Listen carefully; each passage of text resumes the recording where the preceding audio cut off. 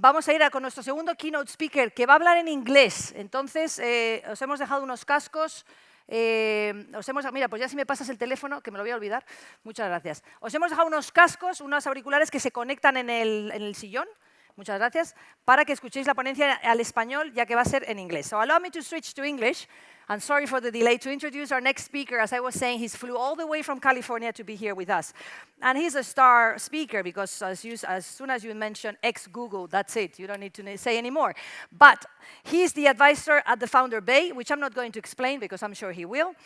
But most importantly, that is very important, but he used to be former head of, well, he was the head of entrepreneur development at Google, where he focused on coaching acquire founders, developing talent, etc.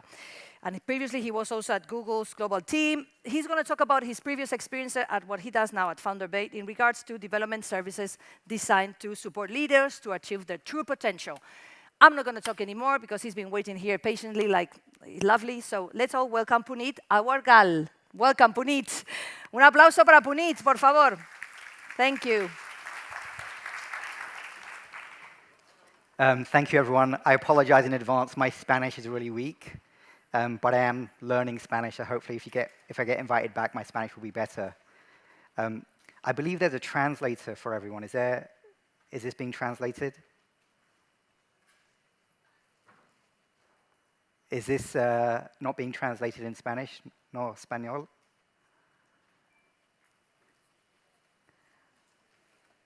Is anyone getting this translated in Spanish?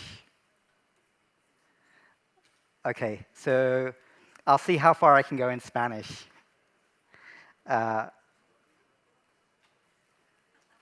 Mi hablo español un poquito.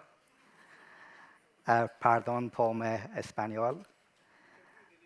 Okay, great. So I'm with Founder Bay. I'm really excited to be here. I think I've got about 24 minutes to share with everyone a few stories. Nothing I'm sharing is new. Nothing I'm sharing isn't things that you've already heard of. It's just going to be packaged a little differently. So my goal is, by the time you leave, you've developed one extra new small tool to help you on your own journeys. So we often get thrown random numbers, random data, random information. And so that information could be number of employees, or number of revenue, number of customers, number of funds raised. We get thrown so much information that I want to try to simplify it using some information that I'm going to throw at you. So the first number is 10,000. That's how many leaders I've coached. That's how many leaders I've talked to, helped, advised, and what I want to do is share insights about what these 10,000 leaders have said. The second number is 400. And 400 is how many companies, while I was working at Google over 10 years, that Google bought. So roughly every year, Google was buying about 40 companies. Of those 400 companies, I was coaching 42 founders when I left, and 41 were miserable. 41 were unhappy. 41 had received a big check to bring their company and work at Google, and yet 41 of the 42 were unhappy. And we'll go into that later on. The most important things I want to talk about is the three things that all these leaders, all these 10,000 leaders have in common. There's three things that I've seen leaders have in common, and there's one thing that the best, the absolute best, do. So let's get started. So what we're really talking is about leadership, right? Everyone's got a version of what is leadership. And if you look at the internet, if you find a book, if you ask anyone, everyone's got a story about what makes a good leader. So the first question I ask when I'm coaching someone is, what kind of leader do you want to be? Like, forget the books, forget the videos, forget anyone else. Like, what kind of leader do you want to be? So for me, the simplest thing about leader is, someone who adjusts. The world's changing all the time, right? So in our lifetimes, think about how rapid change has been in technology, in society, in economics, in population. But we as leaders have to change faster than what the world's changing. Otherwise, we're left behind. So I'm going to talk about the three things. So the first is skills or attributes. The second is action. And the third is attitude. So with skills, I've actually broken this up into 3 layers. There's the top layer, which is visible. Those are things that we see. Then there's a middle layer and a base layer. At the top layer, they're words that we always think about for leaders, right? We always think about leaders having a vision, being able to communicate, being inspirational. Can anyone name a leader that does these 3 things? Just shout out the name of a leader, living, dead, that you know, that you've heard of, that is visionary and inspirational and can communicate. Barack Obama, great choice. Elon Musk, great choice. Steve Jobs, great choice. So there's a list of known leaders that cover the top visible line. But as we go deeper, we start losing a few people. So at the next level is risk and compassion. So over here, we have people that can take risks, right? But the trick is not to just take one risk. It's actually to be able to take risks again and again and again. The best leaders not just took one risk, they found ways to make risk easy, part of their day, part of their habit. And on this side, we have compassion, right? So some of the leaders that were mentioned, I would say 2 of them had compassion. One of them had compassion and 2 of them did not. Right? So how do we find leaders that can do the top line and the middle line? But I'm actually less concerned with the top 2 lines. What I care most about is the base, the foundation. So I'm going to start from the very, very beginning to explain what that foundation is. Does anyone have a baby? Hands up if you have a baby. A few parents have babies. Anyone know a baby? A few more hands. Anyone was a baby?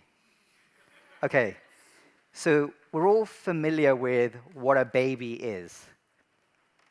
They've been living for millions of years, I think. So if I gave a baby, let's say this is a mobile phone. If I gave this mobile phone to a baby, what would a baby do with it? Huh? Lick it, bite it, drop it, throw it, use it, right? A baby would use it in many, many different ways. But if I gave the same phone to an adult, what would an adult do with this phone? Just use it. So why is a baby who's at least 20 years younger than an adult, why would a baby have more uses?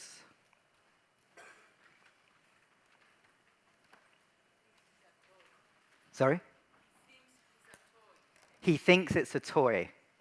So what is he doing if he thinks it's a toy? Playing. So what leads the baby to play, discover, find new ways to use this cell phone? Curiosity. So a baby is more curious than the average adult.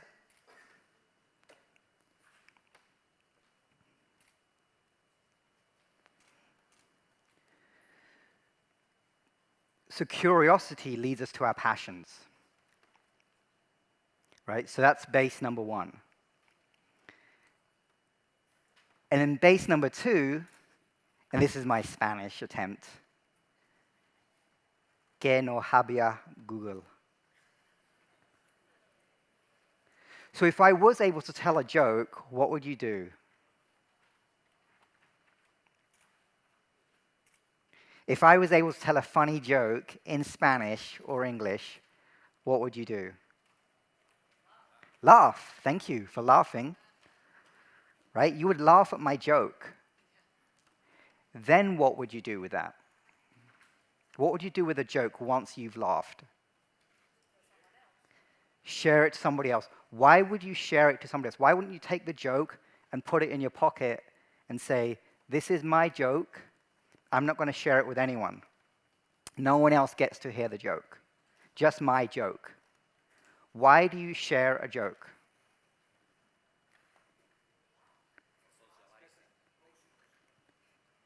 A little louder. So you want other people to enjoy the joke. You want to share the joke because you want other people to also enjoy the joke. So to me, that act of sharing is love. It's not a word spoken in the workplace. And I don't mean romantic love. This isn't about romance. This is about wanting to help the other, wanting the other to benefit. So there's a Chilean biologist called Humberto Maturana, and he studied a whole group of living organisms. And what he found is our ability to be curious, our ability to really think and discover and explore, and our ability to love have allowed all of us to evolve. Our ancestors, our ancient ancestors were curious that they built boats and got on and sailed and discovered new worlds. And there's love because they want the next generation to grow, to benefit. So to me, those are two really important and fundamental base qualities that leaders should have. So there's one last piece, and that last piece is a dream. And having a dream is everyone's birthright. Every single human, whether it's Obama, whether it's Elon Musk, whether it's Steve Jobs, whether it's me, whether it's you, has the right to dream. So those are attributes. I want to go on to actions, the second thing that great leaders have. And so this is an image of action. This is an image of bad action. For anyone unfamiliar with British hooligan fans football, this is an on-the-pitch fight between the same team members. Right?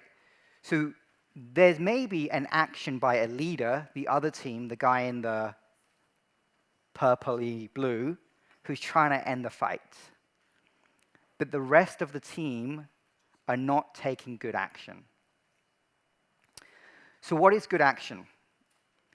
So athletes do three things. They rest, they train, and they perform. And the ratio of resting and training and performing's actually only about 5%. So whether you're playing for like Barcelona or Madrid, whether you're running in the Olympics, whatever that action is, performing is actually a small part. Athletes actually spend more time trying to figure out their rest. Did I sleep enough? What was the quality of my sleep? Am I spending time with my loved ones, with my family, doing things I enjoy? And how am I training? How am I building my training plan so that when I need to perform in that 5%, I can do it without thinking? Somehow the business world has not taken the model that high-performance athletes use. Somehow business people, when I ask them this question, how much time are you performing? They're like 70, 80, 90%. I don't know how they get those numbers, but the reality is they're spending way too much time trying to perform. Ultimately, we want to be in a state where the actions we take allow us to just fly, where you don't even have to think about those few seconds you're coming down to Earth, but the years of training, the years of resting has put you in a state where you can take the action. So I want to talk about my favorite bit now. It's not about the skills, it's not about the action, it's about the attitude. And so attitude is everything. So there can be a negative attitude. A lot of people say, this is going to fail, I can't do this is too hard. And there's a positive attitude, which is, I can do this, we can do this, right? I've worked hard to make this happen, that this is going to happen. So the three words I hear often from CEOs and founders is fear, overwhelm, and insecurity. I'm afraid, I've got too much to do, and I can't do it. Some of the best CEOs, and I actually think some of the CEOs that were mentioned earlier, have fear, have overwhelm, have insecurity. So what we do at Founder Bay is we convert that into calm. So we get the fear, and we help people be calm. We take the overwhelm, and we help them be clear. What is the next best thing you can do? What is your priority next focus step? And we take the insecurity and make them confident. So we move them from this world of, I cannot do this, to this world of, this is who I am. This is easy. So that's attitude, my favorite one. So when we combine all three, when we combine skills, right? Skills are actually in thousands of books, thousands of videos. Skills are things that we have and we can develop. Skills is just stuff that you carry around in a bag. You walk around with a bunch of skills. Actions is what you do with that bag of skills. But attitude is how you use the skills. So the how is actually more important than the what you know. So this is behavior, this is culture, this is identity, this is characteristics, personality. So those all combine into the one thing that the best leaders do. And so we probably have, as humans, on average, in one day, 80,000 thoughts. All of us, on average, are having 80,000 thoughts a day. Not necessarily good thoughts, but thoughts. Some of them are useless thoughts. Where do I sit? Which door do I come in? Do I go for a break? Do I come to this talk? Right? There's all these thoughts. Right? What do I wear? What do I eat? Who do I sit next to? Do I take notes? Do I take a photo? Do I listen? Do I not listen? Do I be on my phone? All these thoughts are just going through our heads. And within those thoughts are 20,000 decisions that need to be made. So the best leaders have found a way to sift out and remove the 99.9% of useless thoughts and decisions. And they focus their life, their work, they focus their energy on making the most important decisions in that moment. And they move from moment to moment, making the right decisions. So there's 3 flavors to how they do that. So one is they have this mindset which is everything is workable. Every single thing is workable. So in life, we often think of tensions, conflicts, disagreements, disputes. I get involved in a lot of negotiations and facilitations. People think we cannot agree. There is no way we can agree. We can't do business together. We can't live together. But that positive mindset is everything is workable. It might not be the thing that you want. You might not get exactly what you want, but there is a workable solution. The second is decision-making around having a wider perspective. So a wider perspective means I can have my point of view as Punit, as born to Indian parents, grew up in London, lived in Silicon Valley for 20 years. I can have that perspective. But a wider perspective is to understand the other person, the person across the table, the person across the other room, the person in the other town, the person in the other country. I've seen great CEOs be able to connect with the men and the women equally. I've seen great CEOs connect with the young and the old, with the marketing person and the finance person, with the technology person and the sales person. So the wider you can increase your perspective, right? Have your point of view, but try to understand as many other people's point of view to help you make a better decision. And the last one in decision making is having a deeper perspective. So a deeper perspective is when a CEO can stand in his seat or her seat and look at her team, look at his or her family, and acknowledge that on this same earth where we stand are 8 billion other people. And before us have been 8 billion other people. And hopefully after us are 8 billion other people. And having the perspective to think what I decide today echoes throughout all of life. Right? So they're making a decision not just for themselves, but potentially for the next 8 billion people. The second deeper perspective they're able to hold is, at some point, we will die.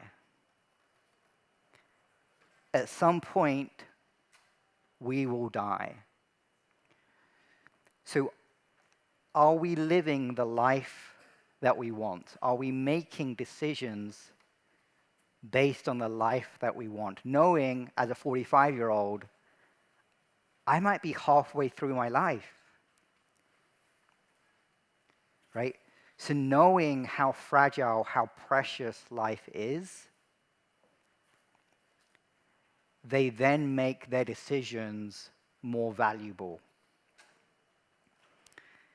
And the last piece around having a deeper perspective is we know there's something outside of this earth. There's something beyond this planet. Like, in a way, we're so small in the galaxy, in the entire universe, we're so small, we're actually insignificant.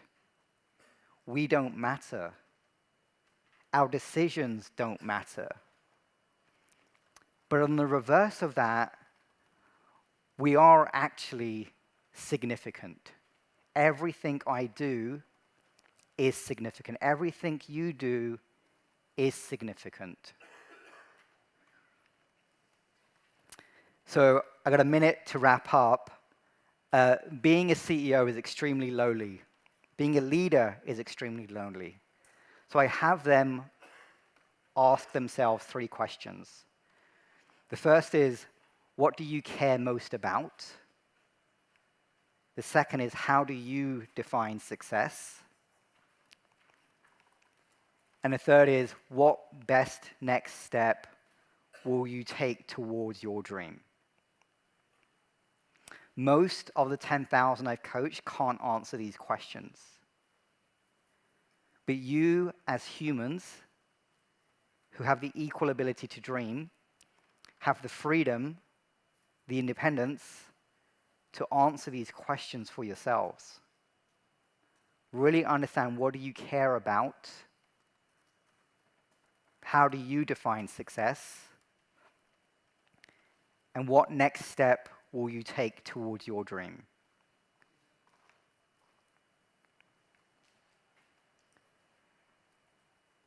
So again, if I get invited back, I'll improve my Spanish, but also focus on the one thing that you could improve or grow for yourselves and your journeys. And I wish you all the best.